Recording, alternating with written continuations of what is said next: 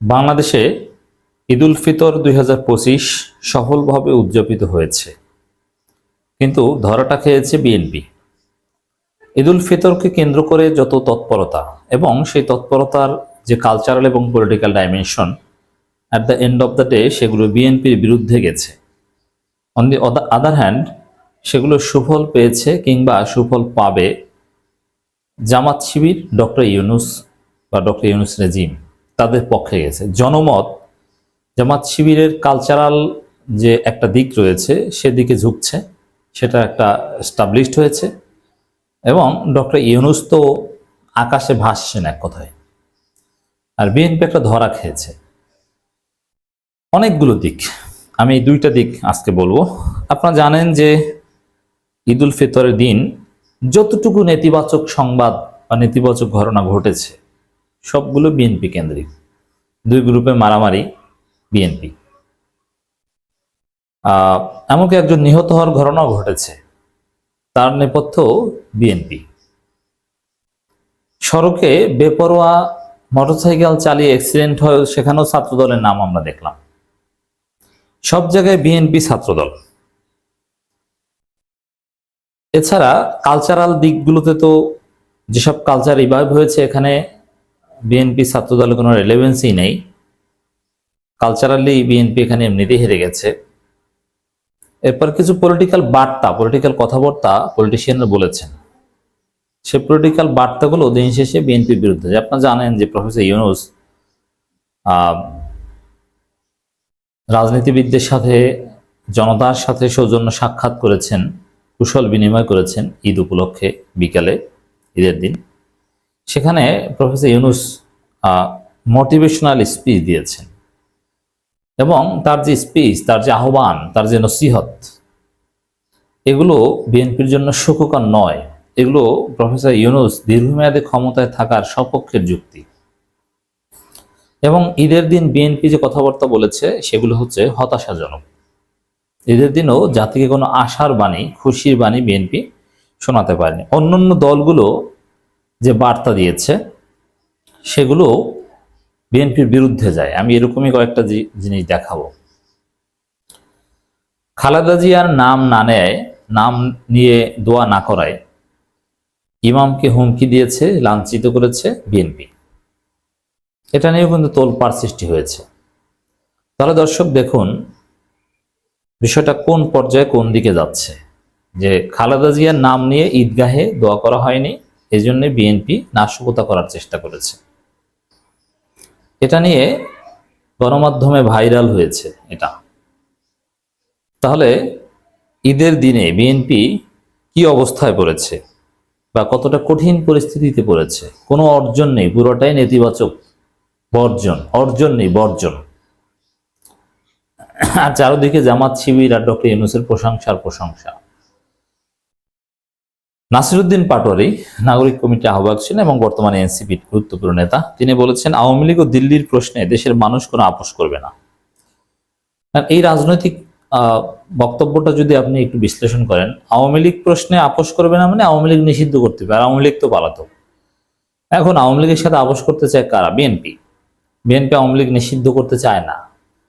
তাহলে নাসিরউদ্দিন পাটোয়ারির এই বক্তব্যের অর্থ হচ্ছে, ঈদের দিন এই বক্তব্য দিয়েছেন যে আওয়ামী লীগকে যতই আপোষ করতে চাক, আওয়ামী লীগকে রিফাইন্ড আওয়ামী লীগ হিসেবে, এটা তো রুহুল কবির রিজভী প্রকাশ্যে বলেছেন যে যারা ছাত্র হত্যা করেনি, অর্থ পাচার করেনি, তারা যদি আওয়ামী লীগের নেতৃত্বে আসে সমস্যা কোথায়? কিন্তু না, এই প্রশ্নে আপোষ করা যাবে না, নাসিরউদ্দিন পাটোয়ারিরা বলে দিয়েছেন। দিল্লির প্রশ্নে মানে আপোষ করা যাবে না। আর দিল্লির দালাল এখন কারা? দিল্লির দালাল আওয়ামী লীগ তো পালাতক, এখন বর্তমানে এক্সিস্টিং দিল্লির দালাল হচ্ছে বিএনপি। তাহলে দর্শক এইভাবে নানান কথাবার্তা যেগুলো বলা হয়েছে রাজনীতিতে ঈদ উপলক্ষে, এগুলো সব ওয়েন্ট অ্যাগেনস্ট বিএনপি। এটা তো আছেই। নেতিবাচক খবরের অভাব নেই। তার মধ্যে একটা হচ্ছে ২৫০০ বিএনপি যুবদলের সংঘর্ষে আহত ১০। ঈদের দিনে আমরা দেখতে পাচ্ছি একজনের হসপিটালে শুয়ে আছে, একজনের মাথা ফেটে গেছে, একজনের পা ফেটে গেছে। এখন বিএনপি, ছাত্রদল, যুবদল এরা আবার এখন রক কাটে। খেয়াল করবেন, শিবির, জামাত কোনোদিন কারো রক কাটেনি, এটা মিথ্যা কথা, ইতিহাসের জঘন্যতম মিথ্যাচার। কিন্তু বিএনপি, ছাত্রদল, যুবদল এরা রক কাটে। এরা রক কাটে কি জন্যে? এটা অ্যাটেম্প টু স্যাবোটাজ। তারা প্রতিপক্ষের উপর আঘাত করে বলবে যে এটা জামাত শিবিরের হামলা, এই যে রক কেটেছে, এই ন্যারেটিভ একদম শাহবাগী আওয়ামী লীগের স্টাইলে। নারায়ণগঞ্জে ২৫০০ আধিপত্য বিস্তার নিয়ে স্থানীয় বিএনপি ও যুবদলের মধ্যে সংঘর্ষ ঘটনা, অন্তত ১০ জন আহত হয়েছে। ঈদের দিন এই ঘটনা ঘটায় তারা। আবার সেই নারায়ণগঞ্জেই কিন্তু ইমামকে হুমকি দিয়েছে খালেদা জিয়ার নাম উচ্চারণ করে দোয়া না করায়। খবর পেয়ে পুলিশ ঘটনাস্থলে পৌঁছে পরিস্থিতি নিয়ন্ত্রণে আনে। এই ঘটনাকে কেন্দ্র করে ওই এলাকা ও তার আশপাশে উত্তেজনা বিরাজ করছে। ঈদের দিনে পুলিশ দায়িত্ব পালন করবে, ঠিক আছে, পুলিশ সেনাবাহিনী তারা মাঠে আছে, কিন্তু তাদের একটু আমরা স্বস্তিতে দায়িত্ব পালন করতে দিই, যে তারা ইউনিফর্ম পরেই একটু চুপচাপ বসে থাকুক, আমরা তাদেরকে একটু খাওয়াই, একটু নতুন বাংলাদেশি উপহার দিই। কিন্তু না, পুলিশ সেনাবাহিনী এদের তো ঈদ নাই, আবার ঈদের দিন একটু পোশাক পরে চুপ করে বসে থাকবে তাও না, ওই বিএনপির ঝামেলা থামাতে যাও, বিএনপিকে গ্রেফতার করতে যাও, বিএনপিকে পিটাইতে যাও, কারণ না পিটাইলে তো এরা ডিসপার্স হয় না।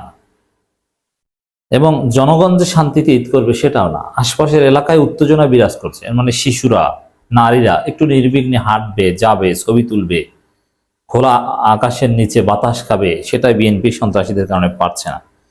পুলিশ ও স্থানীয়রা জানান, উপজেলার খালিয়ারচর গ্রামের বিএনপির একটি সমাবেশ আয়োজনকে কেন্দ্র করে ইউনিয়ন যুবদলের সভাপতি জহিরুল ইসলাম ও ইউনিয়ন বিএনপি সহসভাপতি কবির হোসেন নিজ নিজ বলয়ের লোকদের মধ্যে উত্তেজনা বিরাজ করে।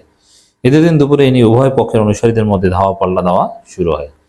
এতে তো মানে একটা 10 জন আহত হয় কমপক্ষে। আহতদের মধ্যে একজনের অবস্থা আশঙ্কাজনক।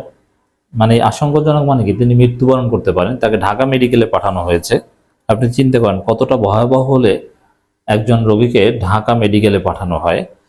তো ঈদের দিন উপলক্ষেও একটু সহনশীলতা এই বিএনপির মধ্যে নেই, বরং তাদের কারণে তারা যে এলাকায় আধিপত্য বিস্তার বা ঝামেলা করে ওই এলাকায় মানুষের ঈদ নষ্ট হয়ে যায়।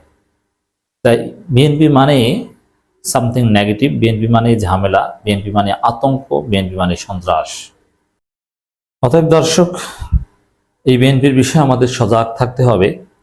যে দলটা ঈদের দিন নিজেদেরকে নিয়ন্ত্রণ করতে পারে না, যে দলের কারণে ওই এলাকার মানুষ নির্বিঘ্নে ঈদ করতে পারে না, যে দলের কারণে ইমাম সাহেব স্বাধীনভাবে ইমামতি করতে পারে না, যে দলের কারণে ইমামকে হুমকি ধামকি খেতে হয়, যেই হুমকি ধামকি খেতে হতো আওয়ামী লীগ ক্ষমতায় থাকা অবস্থায়, যে দলের কারণে আপনি দোকানদারি করতে পারেন না, আপনাকে চাঁদা দিতে হয়, আপনি অটো চালান, রিক্সা ভ্যান চালালেও আপনাকে চাঁদা দিতে হয়, 10 টাকা থেকে শুরু করে 120 টাকা বিভিন্ন হারে চাঁদা নেয়, যে দল সুযোগ পেলেই আপনার সম্পদ লুটপাট করে, যে দল আপনার পুকুরে মাছ চুরি করে, সেই দলের কাছে দেশ কিভাবে নিরাপদ হয়? 2025 সালের ঈদের শতশিক্ষার মধ্যে এই বিষয়ে আমাদের একটা ভাবনা, এটাও একটা শিক্ষা।